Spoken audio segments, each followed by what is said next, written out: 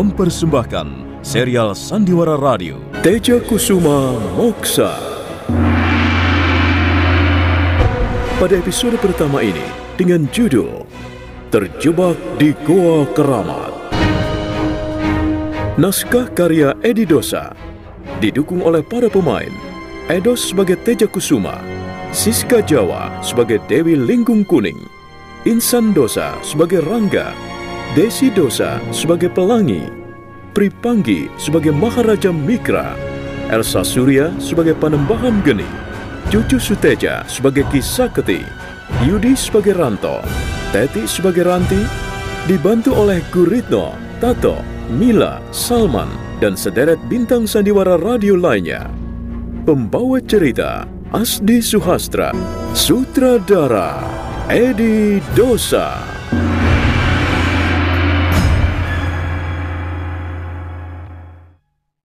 Pada seri yang lalu diceritakan, Teja Kusuma bermimpi ditinggalkan oleh Dewi Linggung Kuning.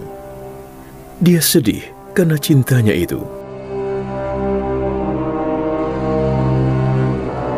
Dewi, aku sangat mencintaimu, Dewi. Tidak, aku tidak mau. Dewi Linggung Kuning, Dewi.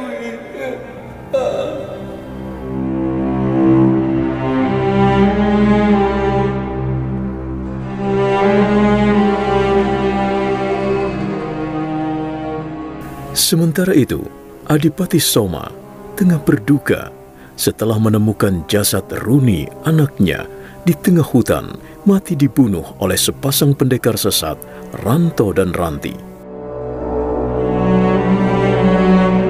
Nah, mari kita ikuti kelanjutan kisahnya. Kata orang-orang ya, biasanya kalau macan mau makan binatang atau ya pokoknya daging lah, itu biasanya dibusukkan terlebih dahulu, baru kemudian dimakan. Wah,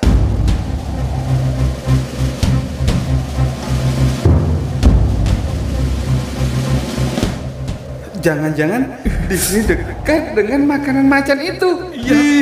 Lari!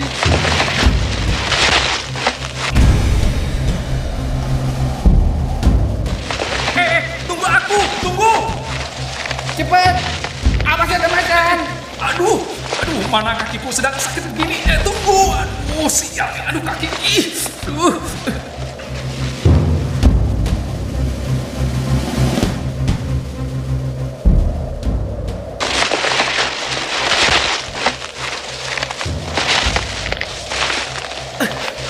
Aduh, mukaku. Aduh, apa ini?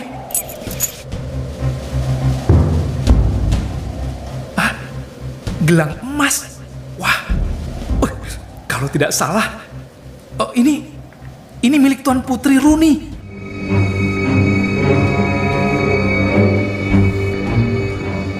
Waduh, jangan-jangan. Aduh. Hei, cepat! Kenapa lagi kau? Sini, ada gelang Tuan Putri. Bohong!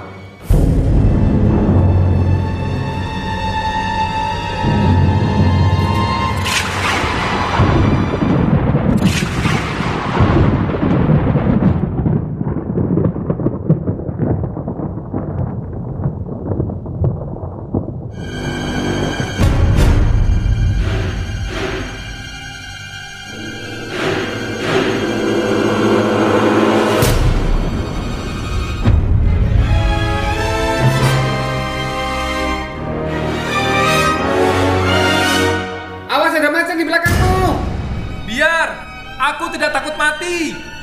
Tuan Putri tentu dapat celaka.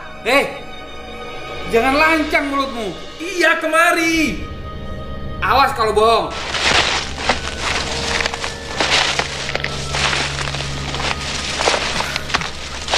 Hah?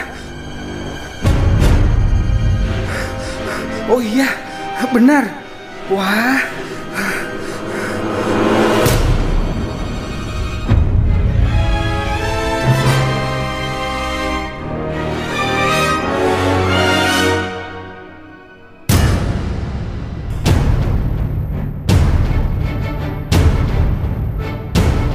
Ponggawa begitu terkejut setelah tahu apa yang dilihatnya.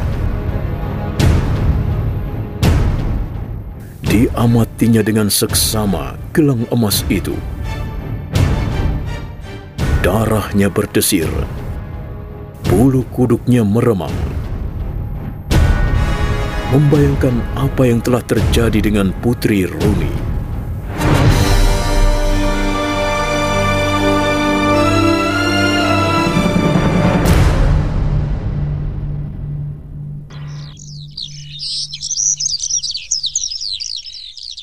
Tuh, di sana, di semak-semak itu, ada kain sesobek. Iya, seperti yang dipakai sama Putri Runi. Iya. Oh, aduh. Jangan-jangan. Ayo kita lihat.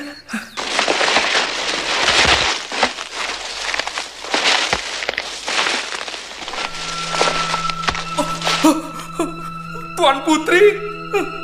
Tuan Putri.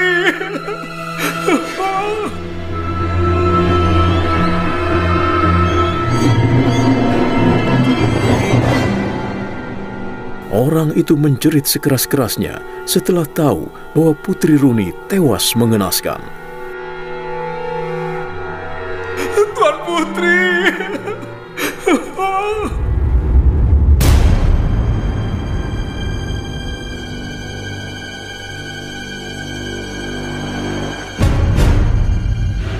Kurang ajar.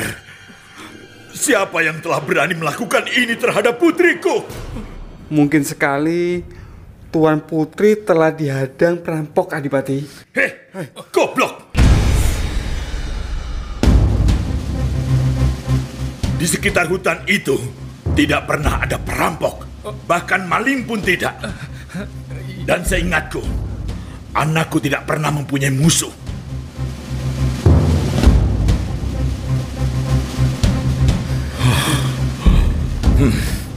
Sebagian laporkan peristiwa ini pada Yang Mulia. Dan sebagian lagi kita urus penguburan putriku.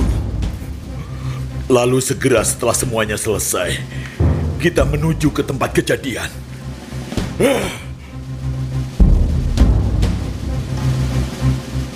Kita tinggalkan sejenak Adipati Soma yang tengah berduka. Kini mari kita ikuti kembali Teja Kusuma.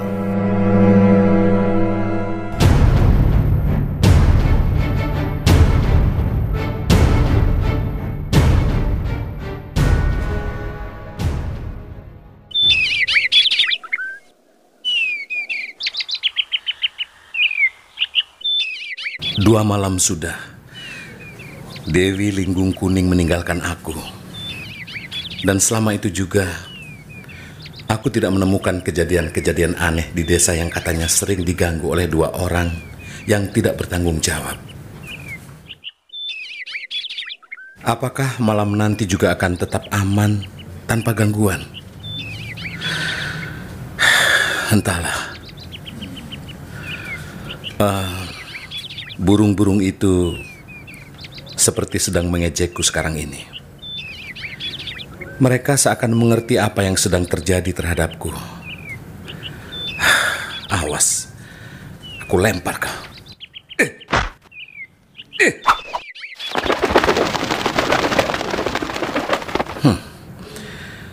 Alangkah nikmatnya hidup seperti mereka. Bisa bebas terbang kemanapun mereka suka. Mereka juga tidak memikirkan apa-apa seperti manusia.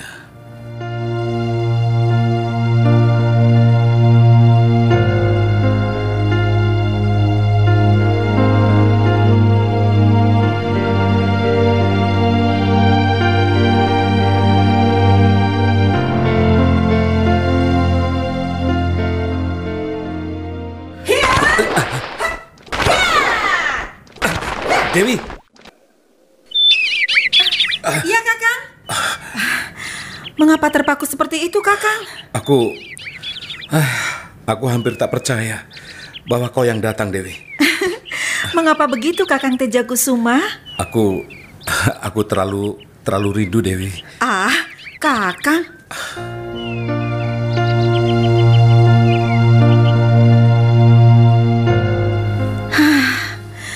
Banyak sekali berita yang selama ini terjadi, Kakang. Selama kita tidak ada. Oh ya? Apa saja, Dewi? Mengenai emakmu. Hah?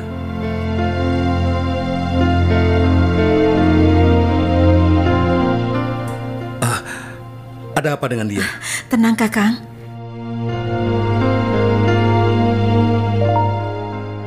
Tidak terjadi apa-apa. Lalu beritanya? Ya, sudah beberapa waktu. Semenjak terjadi kerusuhan dan hilangnya aku, maka ayahku telah menangkap emakmu dan kini mengurungnya di istana. Menangkap dan mengurungnya? Iya.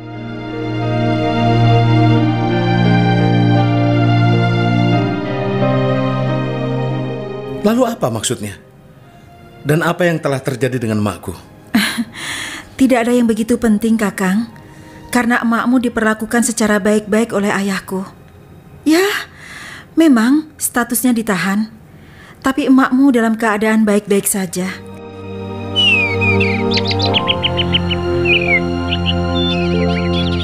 Lalu, apa yang kau lakukan terhadap emakku?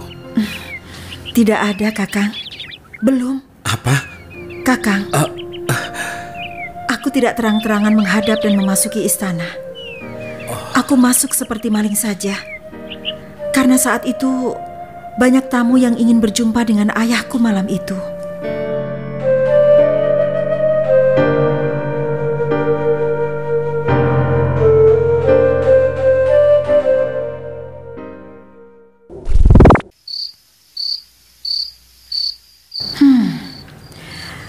Pengawal yang tadi siang kujumpai dengan Kakang Teja ternyata sudah kembali ke istana dan kini rupanya bertugas di sini.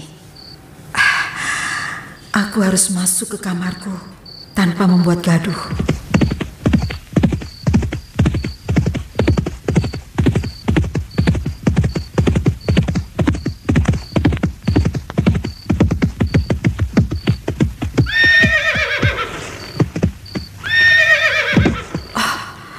Pengawal itu sepertinya memperhatikan perdu ini. Untunglah aku tak kelihatan olehnya. Dan untung juga dia segera pergi. Nah, sekarang saatnya aku harus menyusup ke dalam.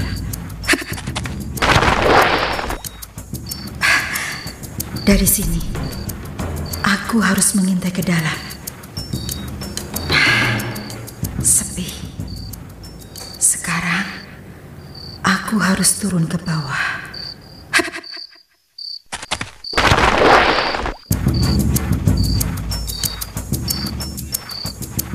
Demikian ringannya tubuh Dewi Linggung Kuning. Ia melayang, hinggap, dan berpijak di salah satu sudut bangunan. Ilmu meringankan tubuhnya sangat sempurna. Kamarku di ujung sebelah sana. Aku harus cepat-cepat sampai di sana.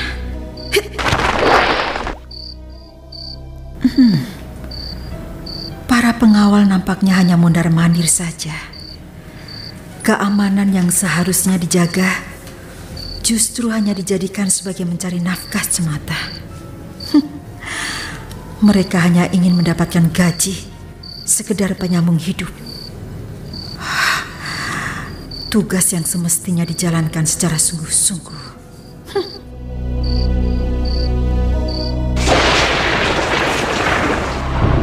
Ya, hujanlah kau langit, agar aku dapat bergerak dengan bebas.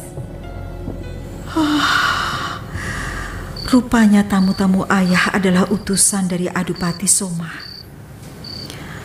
Aku harus mencuri dengar pembicaraan mereka. Sekalian ingin menggunakan ilmu cecakku.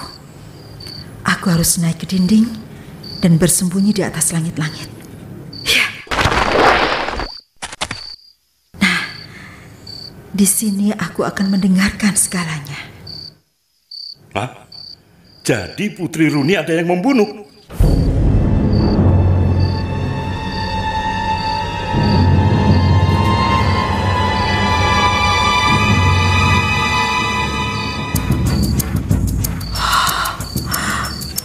Runi, sahabatku, tak kusangka umurmu demikian pendek.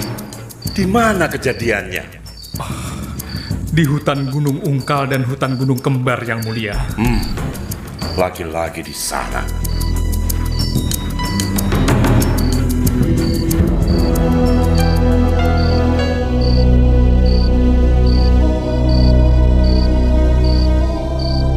Baru saja 2 orang penduduk desa setempat hilang dan ditemukan sudah tak bernyawa lagi di sekitar hutan itu.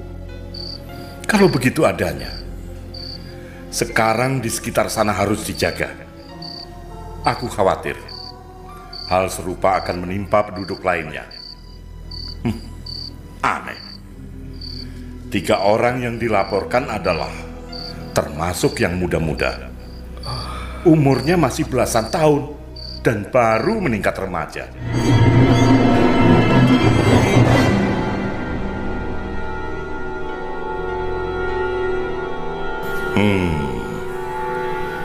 Apa yang sesungguhnya terjadi? Putriku sendiri sampai hari ini juga belum kembali. Mungkin sudah lebih dari 6 bulan. Entah jadi apa putriku.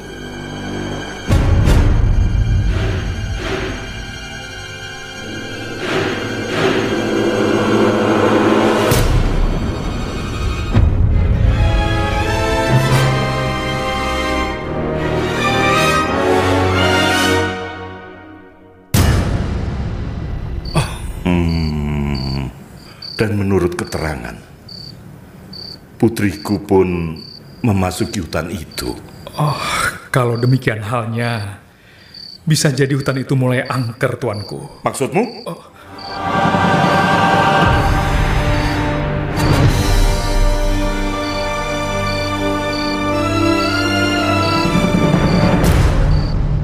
Iya, siapa tahu di hutan itu banyak dihuni oleh gerombolan perampok. Atau bahkan banyak sekali setan-setan gentayangan yang berkeliaran di sana.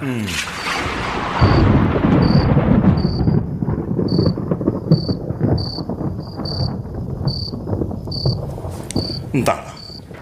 Rasanya sudah cukup usahaku untuk mencari putriku dan seorang teman prianya. Tapi semua sia-sia saja.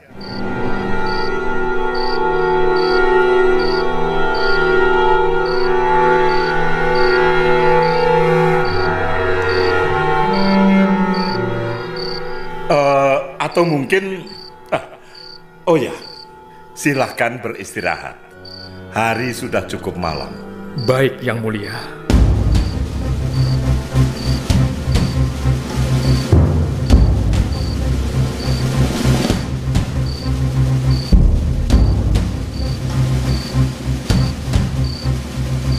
Patihodi, aku justru curiga dengan putriku sendiri.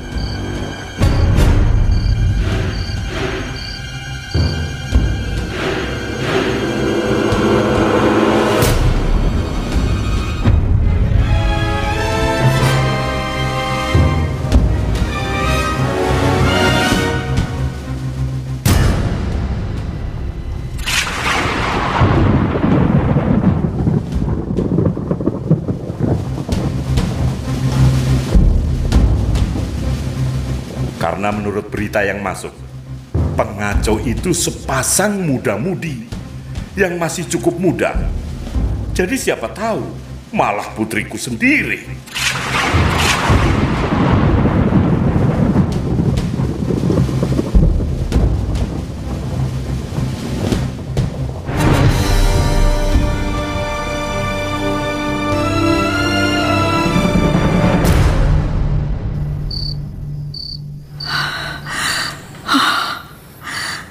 Ayah.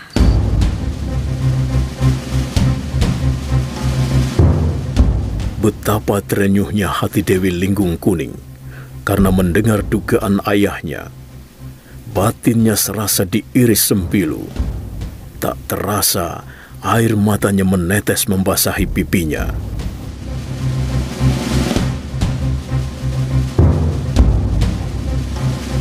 Tubuhnya seketika gemetar. Karena saat itu ia berada di atas langit-langit, maka getaran itu bisa ditekannya dalam-dalam agar tidak menimbulkan suara.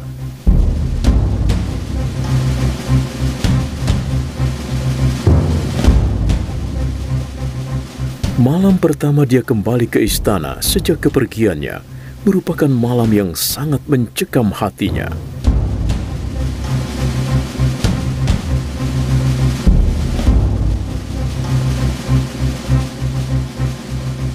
Runi, sahabatnya, anak Adipati Soma, ternyata telah tewas.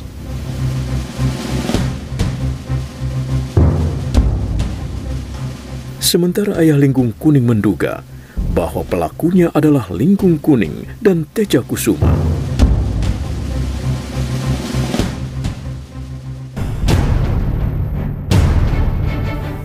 Nah, bagaimana kisah selanjutnya?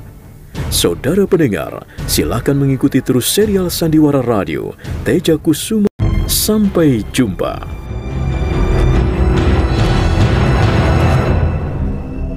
Mengapa terpaku seperti itu, Kakang?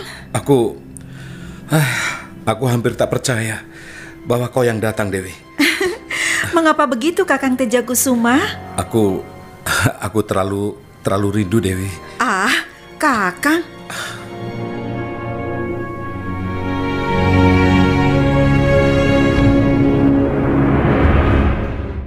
Jadi siapa tahu malah putriku sendiri.